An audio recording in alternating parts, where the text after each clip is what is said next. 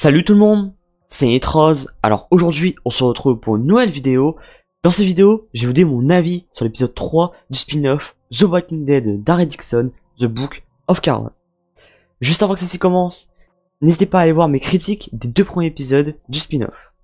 Attention, cette critique sera 100% spoiler. Donc si vous n'avez pas vu les 2 premiers épisodes, ne regardez pas la suite de la vidéo. Donc comme pour les 2 précédentes critiques, la vidéo va se décomposer en 3 parties.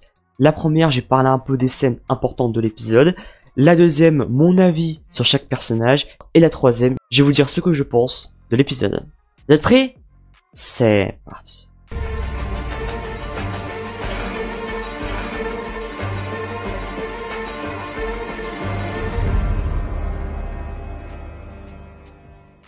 Et on commence directement par une scène que j'ai adorée. La scène du flashback avec Jenny. Voilà, ça j'ai adoré. De base, dans The Walking Dead Universe, j'adore les flashbacks, mais là, c'est l'un de mes flashbacks préférés, vraiment. Enfin, je voulais savoir ce que faisait avant Jenny, je voulais connaître sa vie d'avant, et maintenant, on le sait, elle était femme de ménage au Louvre, et la scène vraiment était super bien faite. Voilà, avec Mona Lisa, ils ont vraiment filmé au Louvre. Voilà, ils ont été autorisés à filmer dedans, et ça c'est juste incroyable. Voilà, je répète, mais la scène du flashback, j'ai vraiment adoré, les décors c'était vraiment magnifique, avec tous les figurants qu'il y avait. On apprend aussi que Jeanette, elle avait un mari, elle a été traumatisée, et on voit dans le flashback qu'elle a été maîtrisée par tout le monde, et je pense que c'est ça qui l'a fait devenir ce qu'elle est maintenant, on va dire. Voilà, elle est passée de méprisée par tout le monde à une femme puissante, voilà. Juste de voir Carol et Jenny ensemble, c'est incroyable, parce que on peut dire ce qu'on veut, mais c'est 2 femmes super badass, et vraiment c'est fou de les voir ensemble. Et aussi, juste avant l'intro, de voir Carol à côté de Mona Lisa, c'est juste surréaliste. Vraiment, jamais j'aurais pensé voir ça dans The Walking Dead Universe un jour. On voit enfin les expériences, j'espère qu'on aura plus de scènes comme ça pour voir un peu... Bah, je trouve que c'est intriguant, quoi. C'est intriguant de voir ce qu'ils veulent faire, etc. Là, maintenant, on sait ce qu'ils veulent faire. Jenny veut faire une armée puissante de zombies plus féroces, plus intelligents, plus puissants. Et voilà, c'est quand même gore ce qu'ils font. Donc voilà, j'ai vraiment bien aimé la scène des expériences, en espérant qu'on en voit plus souvent. La mort de Sylvie. Je vais pas vous mentir, je suis sacrément déçu. Comme vous le savez, et ça c'est pas un secret, dans la première saison j'ai dit pareil, Sylvie, pour moi, c'était l'un des personnages avec le plus gros potentiel. Dans cette saison-là, l'épisode précédent, je l'avais plutôt bien aimé, je me suis dit, ouais, ça y est, on la voit plus souvent, c'est bon, elle est partie, maintenant, on va la voir encore plus souvent, j'étais content, voilà. Et là, pour finalement, on la tue. Et c'est pas comme si c'était une mort héroïque ou une mort incroyable. C'est une mort bête. Elle est tombée. Voilà. Elle est tombée. Elle meurt en trébuchant. Voilà. C'est un potentiel gâché. Voilà. Là, je peux pas dire autre chose. Pour moi, c'est un gros potentiel gâché. Sylvie aurait pu devenir un personnage incroyable. Donc voilà. J'ai pas passé à 10 ans là-dessus. On parle un peu plus dans les personnages, mais sacrément déçu sur ce coup-là. En plus, ça fait mal de la voir comme ça. C'est super triste. Elle voulait juste retrouver Laurent et finalement elle meurt comme ça. En plus, c'était assez gore. Même Lausanne, il était dégoûté. Là encore, hein, on parle encore de la beauté, hein. Mais là, c'est vraiment beau. Hein. Cette scène-là, elle est vraiment très belle, je trouve, avec le soleil derrière. Alors, je pense que c'est de la drogue, ce qu'il donne. Je pense que c'est de la drogue, vu comment il est après Laurent. C'est grave de faire ça à un enfant, quand même. C'est super grave. Et le fait, en fait, que Laurent n'est pas trop conscient que c'est Sylvie qui rentre en face de lui, c'est encore plus horrible, en fait. Daryl, encore une fois, mais il est trop fort. Daryl, il est trop fort, c'est le GOAT, c'est le GOAT. Mais Lausanne, il est fou. Voilà, Lausanne, il est fou, il est super religieux, c'est un truc de secte, c'est une secte pour moi, vraiment. Mais encore, je le répète, mais voir Sylvie comme ça, c'est horrible. Vraiment, ça m'a fait tellement mal. Ça se voit qu'elle est aussi choquée et tout. Isabelle, c'était un peu comme sa petite sœur. Ouais, on peut dire que c'était comme sa petite sœur. Donc ça fait mal. Pour elle, ça doit vraiment faire mal. Alors là, je veux qu'on prenne un instant pour parler de cette scène. Cette scène-là, comment maintenant une personne peut dire qu'elle est pas badass? La scène d'action, la scène où il se bat avec tout le monde, elle est incroyable. Mais vraiment, elle est incroyable. Franchement, je m'y attendais pas. Je savais pas qu'il allait avoir une scène complète, quasiment sans coupure, avec Daryl qui se bat contre les autres. J'ai rien à dire, ils sont au moins 10 contre lui, personne n'arrive à l'attaquer. C'est incroyable. Il a dû vraiment s'entraîner à mort dans Mad Redus parce que vraiment, pour son âge, 55 ans, vraiment, il est vraiment incroyable. Parce que 55 ans, faire des trucs comme ça, c'est ouf.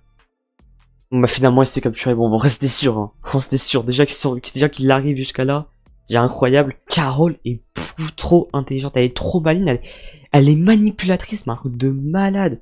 Elle ment à tout le monde, ça passe pour tout le monde, mais en fait elle a la tête pour. Je veux dire, quand on la regarde, on se dit pas ouais c'est manipulatrice, elle a une tête de gentil en fait. Enfin on revoit Caudron, voilà, on le voit, il parle, enfin. Caudron, comme je dis, c'est un personnage que j'adore. Et ça va pas faire comme Sylvie, j'espère à pas mourir dans pas longtemps, parce que vraiment, sinon je vais m'énerver. Parce que Caudron, encore une fois, c'est un personnage que je mets beaucoup de potentiel sur lui. En tout cas, là, du coup, on le revoit avec Carole, ça fait plaisir. Mais par contre, le voir comme ça, dans cet état-là, Ginette, elle rigole vraiment pas, hein. Et encore une fois, le mensonge de Carole, qui dit que c'est son petit frère. Non mais moi, Caudron me fait de la peine. Il me fait de la peine parce qu'en fait, il est pas mauvais. La preuve, il a laissé la première saison Daryl et les autres en vie. C'est ça qui me fait de la peine.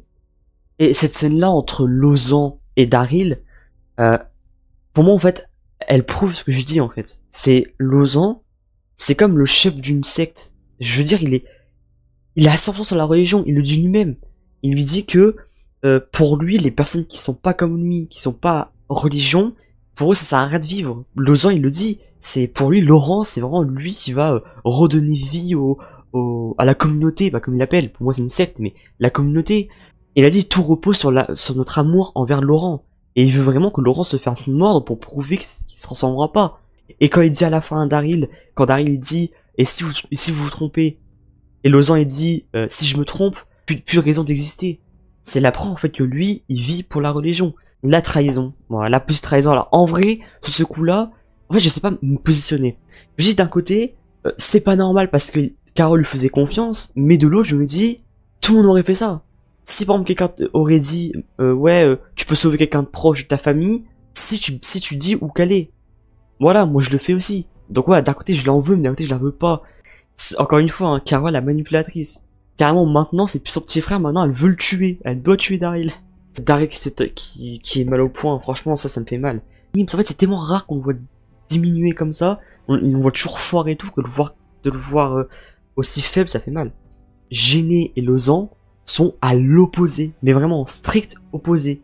On voit bien dans cette scène-là que Gênée, elle est un peu, on va dire, contre la religion. Elle le dit, c'est pas pour donner espoir à la religion, mais c'est pour contrôler les masses. Et elle dit que Gênée et son groupe, c'est les masses. C'est pour ça en fait que c'est fou, c'est que vraiment c'est à l'opposé. Elle est contre la religion et Lausanne, elle est 100% religion. Et on voit aussi en fait que Gênée, elle est devenue folle en cause de ce qui s'est passé avant l'Apocalypse. Déjà voir son mari se faire mordre comme ça, en plus elle savait pas comment ça se passait, et elle est restée plusieurs semaines bloquée au Louvre, et elle disait même, elle avait compris ce que les tableaux représentaient, avec un qui domine le monde, etc. Et elle voulait faire pareil en fait, elle voulait prendre le pouvoir. Et Laurent en fait c'est juste un gamin, comme je dis dans notre épisode, c'est juste un gamin, et en fait on lui met plein de responsabilités dans son dos. Comme là, il est mal pour Sylvie, il pense qu'Isabelle elle est morte, et en fait, ça me fait mal pour lui. Isabelle, l'avoir capturé comme ça, l'avoir mal au point. La réaction de Daryl. Daryl, maintenant, Daryl, il tient énormément à Isabelle, en fait. Il tient énormément. Et je pense qu'on n'a plus vu Daryl s'inquiéter autant il y a des années, honnêtement. Cette scène-là de la discussion entre Isabelle et Daryl, quand elles sont emprisonnées, voilà, c'est super beau. J'ai eu des frissons, honnêtement, parce que je pense qu'on n'avait jamais vu, mais jamais vu, Daryl se confier autant, ouvrir son cœur autant envers une personne, vraiment.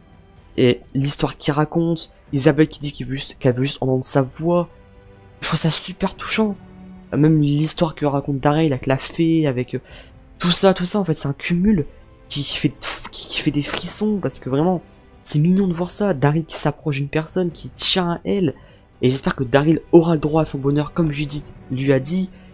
Et même quand Daryl dit Laurent va se plaire ici, elle va se plaire et tout en Amérique, Isabelle aussi, Isabelle dit que ça va être un rêve, et le moment que j'ai pu s'adorer, quand Isabelle tend le bras, et que Daryl aussi qui lui prend la main, franchement c'est fou de voir Daryl comme ça, c'est fou, je sais peut-être que j'abuse ou quoi, mais ça me fait trop bizarre, ça fait 14 ans que je suis Daryl, et jamais je l'ai vu autant offrir son cœur, et moi personnellement ça me fait trop plaisir, vraiment et j'espère que on va avoir plus de scènes comme ça.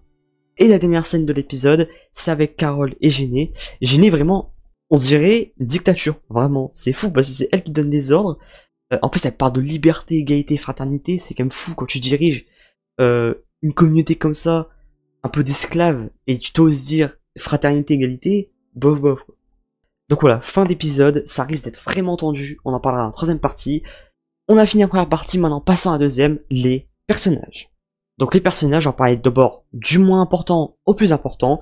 Alors on parlait vite fait de Falou. Alors Falou, lui, dans les 3 premiers épisodes, en fait on voit quelques fois, et moi ça me suffit, vraiment, parce que Falou j'ai jamais considéré comme un personnage principal, et là je trouve que son temps d'écran il est suffisant. Personnellement j'ai rien à dire sur Falou, Falou c'est un personnage que j'aime plutôt bien, il est attendrissant, j'ai bien aimé ce qu'il a dit à Laurent. Et voilà, j'espère à pas mourir.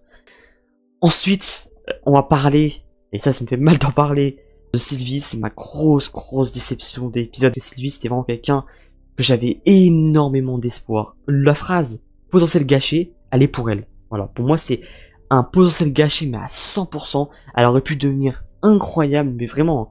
Et finalement elle meurt bêtement. Je suis déçu, voilà, je suis déçu. L'ancien épisode j'étais content parce qu'elle a un peu plus de temps d'écran. J'avais espoir pour la suite. Bah finalement elle aura pas de suite parce qu'elle est morte. C'est dommage, je peux passer 10 ans là-dessus, j'en ai déjà parlé dans la première partie. On va parler de Lausanne.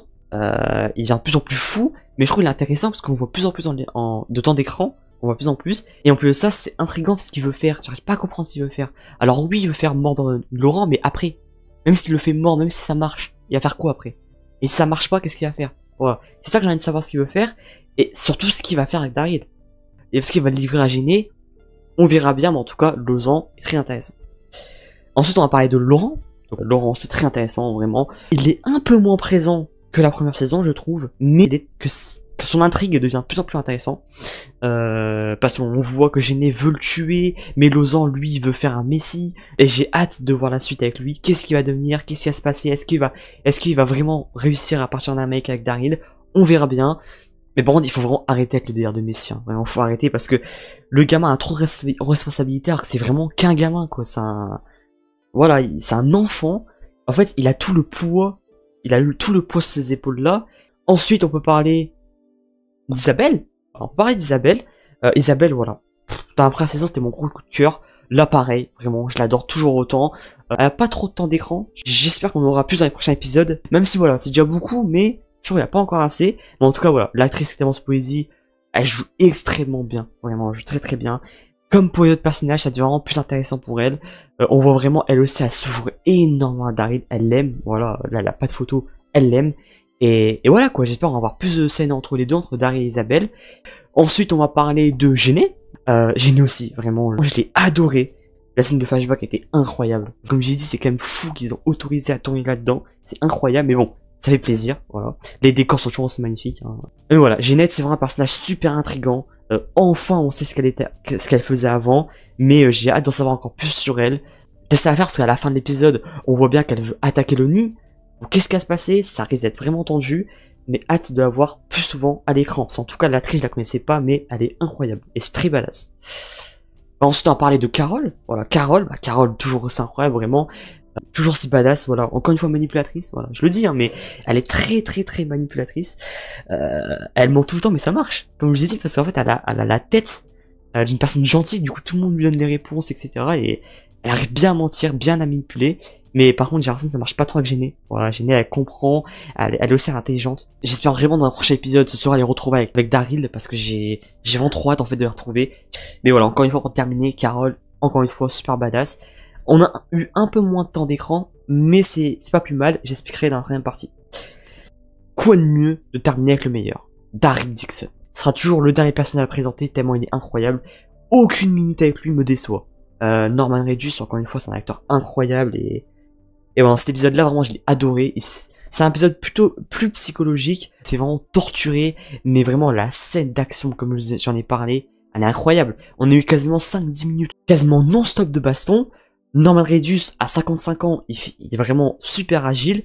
Et je pense pas que c'est lui qui a fait tous les cascades, mais en tout cas, vraiment, il en a fait pas mal. Et vraiment, c'est juste fois son âge qu'il arrive à faire ça. Et reste pas à lui, quoi. Reste pas à lui. J'ai hâte de voir aussi pour lui qu'est-ce qui va se passer par la suite. Est-ce qu'il va réussir à amener Laurent et Isabelle en Amérique? Comment va se passer les retrouvailles avec Carole? J'ai trop hâte de voir ça. Terminé la deuxième partie, maintenant passons à la troisième et dernière, mon avis sur l'épisode. Le troisième épisode est très très bon. Voilà, dans la continuité du deuxième que j'avais adoré, on a tout, On a de l'action, on a beaucoup d'intensité, voilà, c'était très très tendu. Les décors, quand je parle dans chaque épisode, dans chaque critique, c'est vraiment magnifique, voilà. La vue sur le Mont Saint-Michel, le soleil qui se lève, voilà, c'est très très beau. La scène du flashback, vraiment, j'ai adoré. Gêné qui va essayer de rentrer dans le nid, Daryl qui est emprisonné, Isabelle qui se fait interroger par Lausanne, voilà, Laurent et Falou qui se cachent, voilà. Tout le monde est éparpillé, en fait, là, tout le monde qui est séparé, là. Tout le monde est séparé. J'espère que tout le monde va pouvoir se réunir. Mais voilà, l'épisode était vraiment très très bon. J'ai retrouvé tout ce que j'aime, j'ai retrouvé dans cet épisode-là. Comme je vous ai dit, il avait beaucoup d'action, vraiment, la scène avec Daryl était juste incroyable. L'intrigue, vraiment, elle est aussi très très bien.